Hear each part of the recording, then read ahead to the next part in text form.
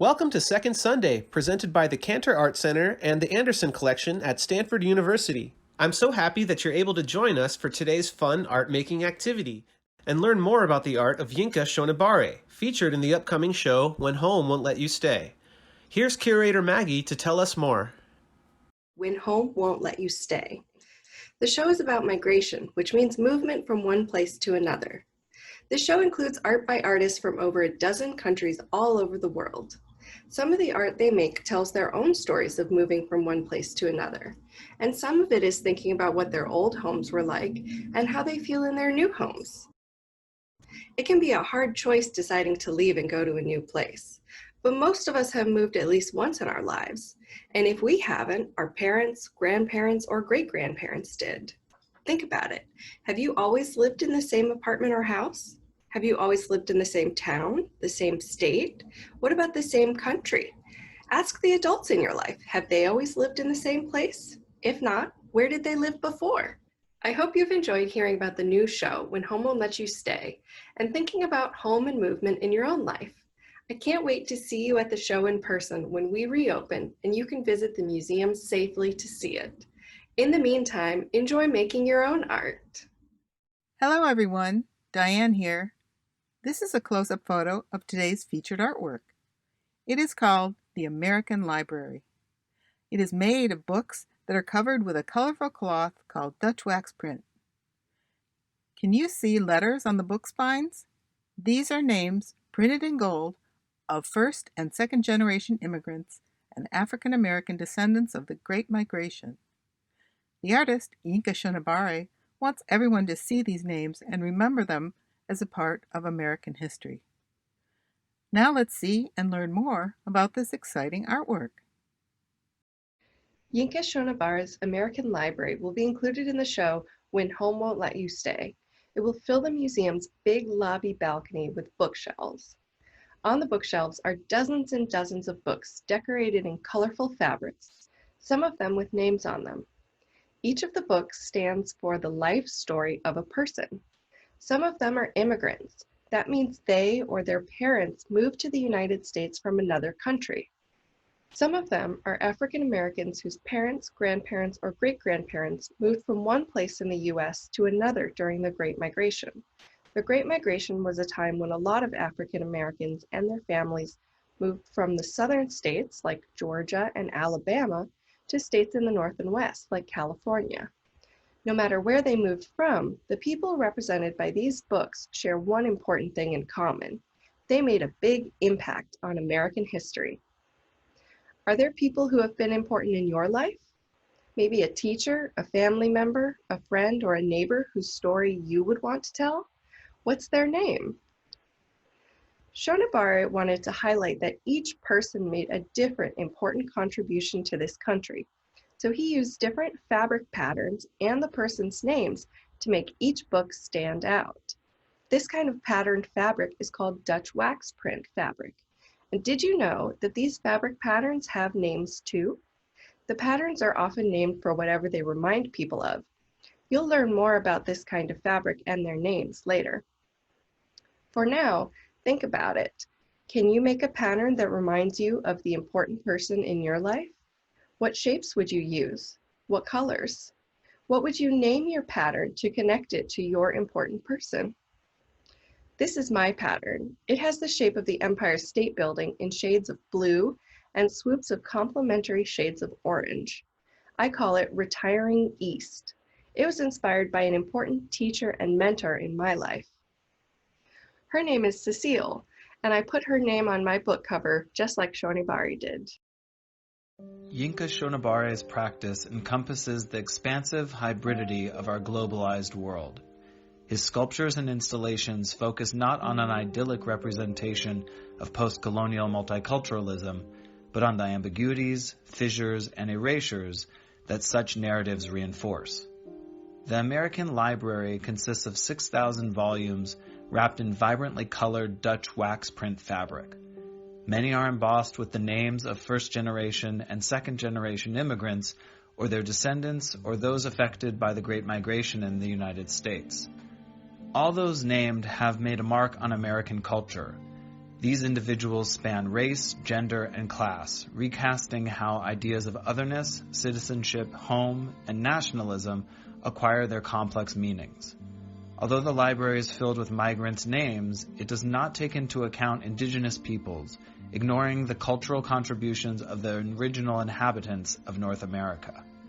The fabric also reflects the complex interactions among cultures. Dutch wax print fabric was first introduced to West Africa in the 1800s through colonial trade. It was factory printed facsimile of cloth from Indonesia, and the fabric has become intimately linked with West African fashion. It is an important material for Yinka Shonibare, who was born in London and raised in Lagos, Nigeria.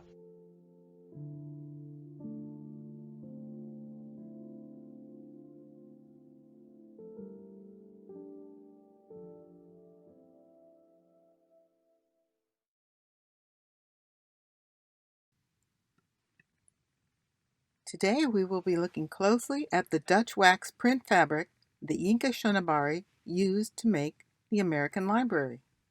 Why did these patterns look so exciting and fun? The artist who designed the fabric used color opposites, called complementary colors. They also filled in the shape with intense colors. This means that the colors are fully saturated with pure color pigments. These Dutch wax patterns seem complicated. How do we begin to make one? Let's consider another artwork by Yinka Shonibare called Feather Pink. This artwork is made up of a group of very tiny paintings that Yinka made by looking closely at just one small area of the Dutch wax print cloth. By looking closely at these prints, and by experimenting with drawing some print designs of your own, you will learn more about how color, shape, and pattern work together to create a visual story. The repetition of shapes and familiar icons in mostly complementary colors creates a whirlwind of visual excitement. Complementary colors are colors that are opposite each other on the color wheel. They trick the eye and appear to vibrate when placed next to each other. Here is an example of some Dutch wax prints cut into small squares. Pick part of a print that you like and draw it. Make the design your own and have fun. Step 1. Draw part of the Dutch wax print on your paper with your pencil. Step 2. Color in the shapes. Choose complementary and intense colors. Step 3. Cut and tape your patterns together to create a greeting card or a cover for a book. Step 4. Give your pattern a name. As the artist, you will need to choose what shapes to use. Organic shapes usually have soft, curvy edges, while geometric shapes have more straight lines and hard edges. As we see in this picture, by repeating similar shapes all over the fabric, a rhythm is created by the pattern. You will also need to decide how big or small to make your pattern. How often does the pattern repeat on your paper? Begin by drawing a small area of Dutch wax print pattern that you like. Do you prefer organic or geometric shapes? Then use crayons or markers to add complementary and intense colors. While you are getting started, let's hear a story about how Yinka Shonibare became a famous artist.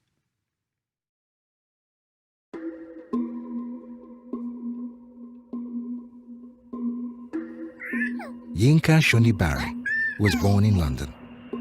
When he was 3 years old, his family moved back to Lagos in Nigeria. Yinka was playing in his Batmobile in the garden. He grew up speaking Yoruba at home and English at school. He would watch his dad leave for work in a suit and change into robes when he came home. Art was Yinka's favorite subject at school, and he wanted to become an artist. When he told his parents, they were shocked. They wanted Yinka to become a lawyer like his dad. When Yinka was a teenager, He was accepted into art school and moved to London.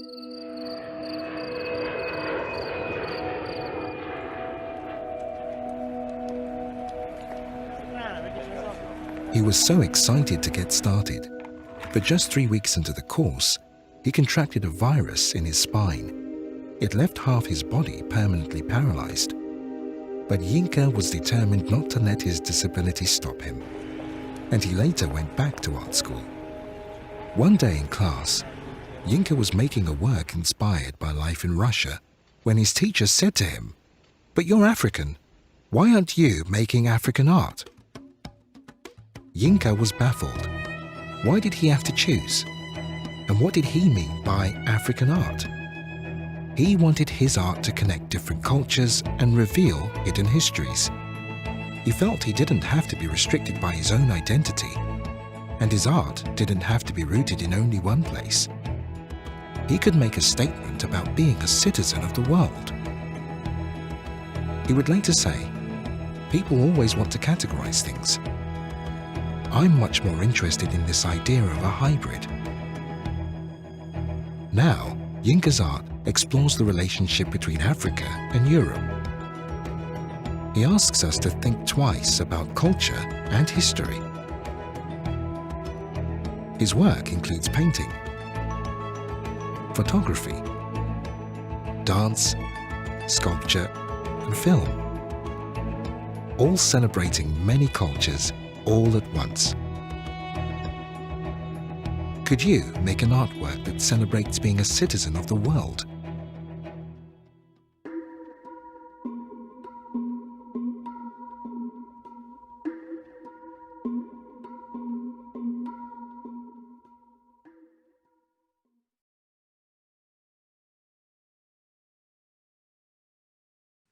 Dutch wax printed cloth leaves the factory identified only by a stock number. The women who sell the cloth in the markets and their customers name the patterns after proverbs, current events, politics, religion, and material culture. One design can have many interpretations, depending on where it is used. It is through naming that the prints acquire social meaning, status, and value, and become culturally assimilated into African society. Some pattern names are easy to understand, like this one, Michelle Obama's handbag. If a woman wore a dress from this fabric, everyone in her village would recognize the fashion message that Michelle Obama inspires her. Do you see the stock number at the bottom? A1106. And the name of the factory is Superwax. Some patterns are abstract, and the story is less obvious. This pattern is named Head of the Family. The geometric shapes resemble a person embracing others. The story goes that it stands for the head of the family embracing a baby in the arms, with siblings at the feet. Here is a sample of 3 different fabric patterns shown together. If you were selling fabric in the market, what name would you give each one? You can find more examples of Dutch wax prints in our Second Sunday activity guide. One of the best parts of making art is sharing it with other people and hearing how your art inspires their ideas. And now I'm happy to introduce you all to our Second Sunday educators. Today we have Aubrey, Nick, Maggie, Marco, and Mackenzie. They are here today to help us with this art activity, so feel free to write your questions and art-making thoughts that you would like to share into the Zoom chat section, and we will read and answer them at the end of this program. So now let's watch and listen as our educators do this activity for the very first time. I'm making a Dutch wax print today. As you can see in the left corner up there is an example of a print to inspire me while I make my own. I found 2 other images on the internet that I printed out and I'm making stencils for. And I've traced it on some cardboard from a cereal box to give it a bit more sturdiness for when I trace them onto a sheet of paper. Look at that. And there's a trace, there's another trace, and another trace. And I made sure to have room for my bird. And I'm filling out the petals for my trace. And I'm using the examples that I have to look at to help me while I fill all those petals in. And now I'm fixing up my bird, giving it a beak and some eyes and feathers. And now I'm tracing the drawing I did in pen so that I can erase some of the lines I may not like from the pencil, but also to have a solid foundation to color them in. The pen will give it a little bit more pop. Look at that, erasing all the pencil lines. And I thought the stems were too thick, so I'm thinning them out. And now I'm giving them a permanent inking.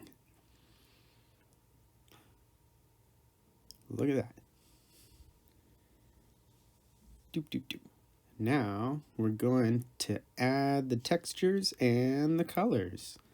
I'm going to start out with pens and give it a bit more line quality.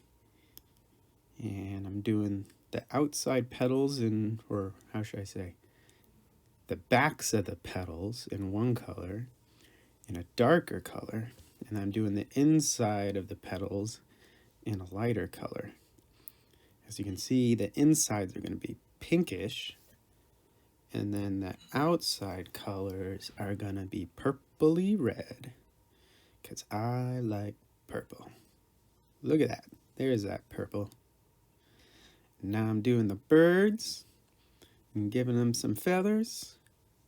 And now we're going to make the book cover. I'm using a Terry Pratchett book. And I'm tracing it, and I'm folding it, and I'm wrapping it up. Hi everyone! I decided to make my project into a book cover. First, I found a paper grocery bag. Then I used scissors to cut it open. Once I laid it out, I placed my book so that when I opened the book completely, there were still a few inches on every side. I cut off any extra paper on the edges. Then I took pencil and outlined the book on the paper bag. Next up, I folded and taped down the paper so that just the area I had outlined in pencil was visible.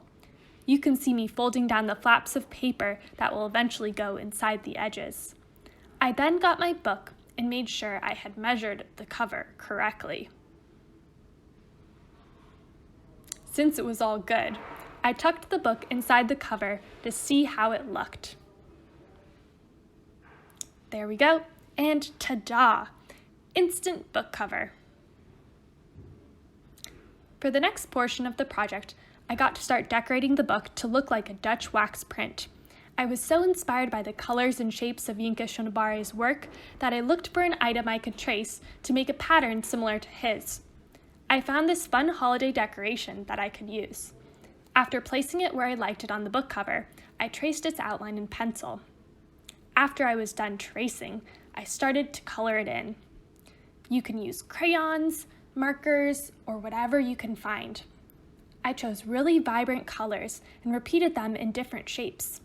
It was so much fun to see the book cover come to life as I kept working on it. Here's what it looked like when I finished coloring it in. Then it was time to put my book inside. I flipped the cover over and folded the inside flaps. I really like how you can see the pattern on the spine of the book, just like in Yinka Shonibare's bookcase. Thank you. Hi everyone! I was really feeling the holiday spirit for today's project. For my stencil, I decided to make paper snowflakes. I used to make them a lot when I was a kid, and it was always one of my favorite parts of the holidays. They're super easy to make, too. All you need is some paper, some scissors, and adult supervision.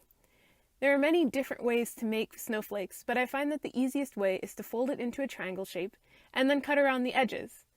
Once I had my stencils, it was time to trace. I put my favorite snowflakes in the middle.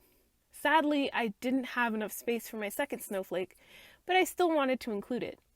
In the end, I decided to only trace over parts of it as a way to border the other snowflake. After that, it was time to color it. My family celebrates Christmas, so at first, I was thinking that I would only use red or green for my colors. But then I saw the yellow and I thought, stars and lights are yellow, why not? And then I saw the blue and it also felt it would look nice.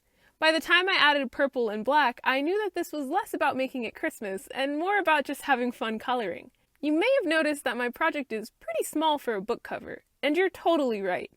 I decided to make a greeting card instead. Cards are a great way to tell a family member or friend that you're thinking about them. For this one, I decided to make one for my mom. Christmas is her favorite time of year, and I thought that she might enjoy an extra decoration. In the card, I started with "Dear Mom," so that she would know it was for her. Then I wrote my note. The big points I wanted to get across was to wish her a Merry Christmas and tell her that I love her. So I wrote that next. After, I decided to end the card by telling her who wrote it. So I said, "Love, Aubrey." I had extra space after that, so I decided to draw a little picture for her too. And ta-da! My card was complete. I can't decide if I'm going to give it to my mom now or on Christmas Day, but I'm sure she'll love it. Happy holidays, everyone. I'm looking forward to making more art with you in 2021. Hello everyone, I hope you're enjoying Second Sunday. I decided to make holiday cards for my grandmothers. I started out coloring out the flowers yellow and orange, and later I decided to add a pink stripe around the edge, because I thought it would look really good. Both of my grandmothers are in Mexico, so I'll send them over to them, and hopefully they'll arrive on time for the holidays. After the flowers, I saw that I had two very similar shades of blue, but one was lighter and one was darker. So I made stripes, alternating, on the center. Then I started using the two greens I had to, again, alternate with the stripes. I made in the upper right corner the alternating green, and in the center, the alternating blues. And to keep the pattern going back and forth, I went with the green again, right below the blue, and then some more blue on the bottom. Then I folded the card and wrote in Spanish, because my grandmother speaks Spanish, "Happy Holidays and Happy New Year." Here are the names for the designs that the educators made. Remember, give your artwork a name when you are finished. I hope Second Sunday has inspired you to make some colorful, fun art. Remember to show your art. You can use your Dutch wax-inspired designs to make and give handmade greeting cards to your friends and loved ones. I guarantee they will love to see what you have made. Thank you everyone for watching. Second Sundays are made possible through the generous support of the Hobach Family Fund. Thank you so much for participating, and we hope you all have a fun day. Until next time, we'll see you all on the original Second Sunday.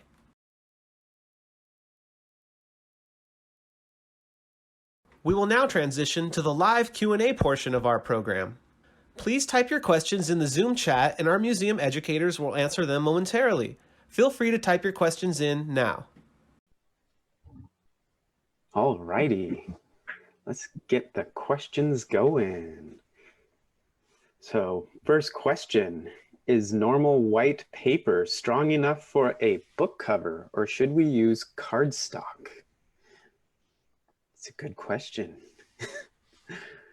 Hi, Nick. I think that regular paper is perfect for a book cover. I think cardstock would be too hard to bend and fold, so I would use that. But as Mackenzie used a brown paper bag, that works really well too. Just remember that when you're coloring on white paper, the colors are going to be brighter than if you color on brown paper. So brown paper will tone the colors down a little bit.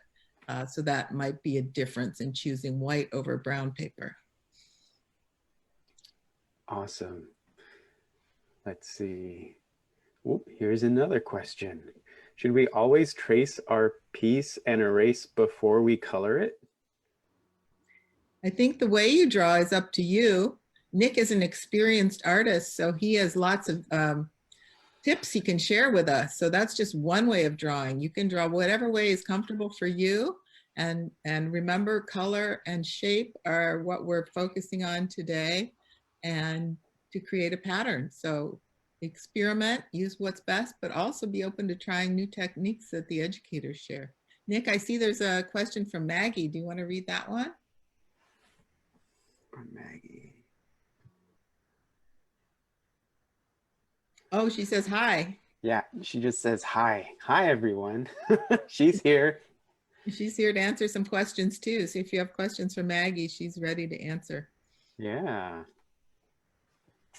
All right. So here's another question. How do you choose what you should draw for a wax print? Well, we have lots of samples on the on our activity guide, but also you can think of something that you like or you have right in front of you. Like I have a bowl of tomatoes right in front of me, so I might line those all up and make them a pattern, and then just use or be inspired by the colors of. I have some green tomatoes and some red tomatoes, so those are complementary colors. I could draw those. And then I have a checkerboard tablecloth, so that could be added to the pattern. Just add as much as you can and make it as exciting as you can. Using circles, that would make my pattern a circle and a square pattern. So you can do geometric patterns, or you can be inspired by a plant or an animal around you. The possibilities are unlimited. Ooh, we have another question. How do you choose which colors to include to make it look better? Any rules of thumb? Yeah, so as we mentioned earlier, and we went fast, so it's hard not to catch some of the things, but what we were suggesting is that use colors that are opposite each other, like red and green, orange and, what's the opposite of orange? Purple, blue, purple, yeah. And then orange and blue, right? Thanks, Nick. And so we look at the color wheel and just try to put the most vibrant colors together. And also, try to make them, fill them in as dark as we can so that they're intense. But yeah, so our rule of thumb for today is putting complementary colors together to make the patterns look even more exciting. Awesome. All right. It seems we have one last question. What kind of medium should we be using? Should we use pencil or marker? Is there a preference? Whatever you have on hand. Marker will be a little brighter on the paper, but it depends on how you use the crayon. The crayon could be just as vibrant. We're just suggesting that you can make art with whatever you have on hand, and so we're so happy if you have choices, but experiment. Whatever you want to do, try it once with crayon, try it once with marker. If you have paint, you can try it with paint. Acrylic paint would be great, or even saturated watercolors. All right, sounds good. If there's any last questions people need answering, we'll give you a couple more seconds to do so. Otherwise, thank you everybody for showing up. Oh, and we'll see you next time. Oh, here's one last question. Did all of Yinka Shonibare's books have names on them? And how did he get the names on? I think we'll let Maggie have some time to type in her answer to this question, but I noticed when I was looking at the images that not all the books have names on them. And so I think that was sort of to just show more pattern. And I think Maggie's available to answer the second part of the question. All right. Here she is. So Maggie says, many of the books have names, and the names are of well-known people who have made a contribution to U.S. history. Well, thank you, Maggie. Yeah, and those people are immigrants, and usually, you're right there. She's writing that in now. Thanks. Go ahead, Nick. You can read. Oh, okay. Yeah. She continues by saying, they are all immigrants or children of immigrants, or those who moved in the Great Migration. Drake is one example. Wow, I didn't know Drake was in there. That's great. Yeah, he is. Yeah, All he right. came from Canada, I think. All right. One last question. How many colors should we use? Well, you can use as many as you like. You can see on my virtual background that I have turquoise, purple, and just maybe those 2 or 3 colors are enough to make your pattern. It just depends on the way you use it. And I know what colors you like. I know Nick likes purple, and so he would probably use a purple and a color. So just choose whatever you like. Remember, the shapes can make the print more outstanding, and the way you use the color and where you combine the patterns in large and small patterns together. You know, it just be inspired like we are by the Dutch wax prints. They're so exciting that we just love looking at them and studying them, and it's so exciting that Yinka Shonibare introduced us to this as a form of artwork. So we're all grateful to him, and we really enjoyed bringing you his work today. All right. Thank you. So yeah, this is a second Sunday event that we host every month on the second Sunday of the month. And if you're looking for more classes like this, they are posted on our Facebook webpage. So you can go to the Cantor Facebook page and you can look up more of these classes we have done in the last couple of months. Right, and I think, Michael, you've put the recordings on the website too, so we can go to the Cantor website or the Anderson website, and I think you'll find a link on the Museums from Home page to find the where our archive videos are stored too. But yeah, we'll be here in January. And happy New Year, everyone. All right. Thank you, everybody. See you next year. Goodbye. Bye.